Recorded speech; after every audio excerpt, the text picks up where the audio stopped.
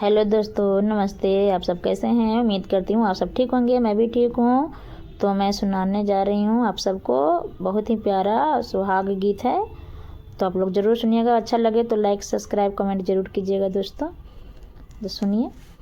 कुरसी बैठल बेटी पूछे कबात रे लानवा से पूछे कबात रे लानवा से किया मम्मी करब मोर विवाह रे लानवा से किया मम्मी करब मोर विवाह रे लानवा के रे मोर बर खोजे के रे मोर घरवा से के रे मोर करे ले विदाई रे लाला नवा से के रे मोर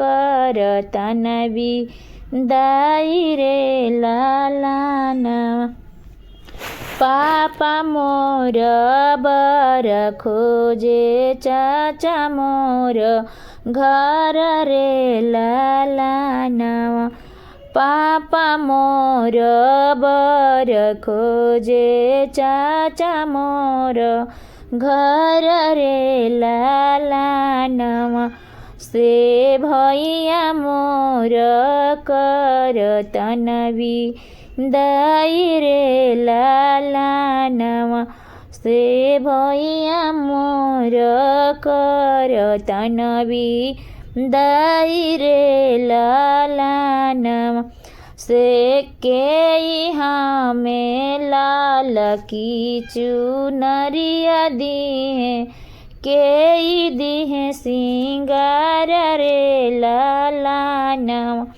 के हमें लाल की चुनरिया दिए के दिहे सिंगार रे लानवा से के दिहे सिंगार रे लानवा से के दिहे अपनी सुहाग रे लानवा से के दिहे अपनी सुहाग रे लानवा मम्मी मोर लला की चुनरिया दिए चाची मोर सिंगार रे लानवा से चाची मोर सिंगार रे लानवा से भाभी मोर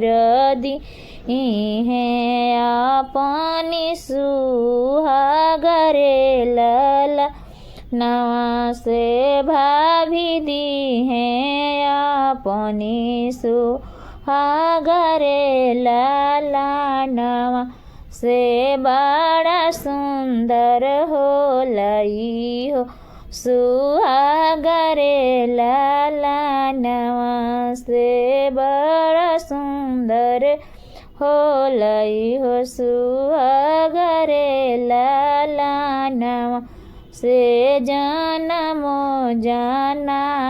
रही है तू आही वा तारे लानवा।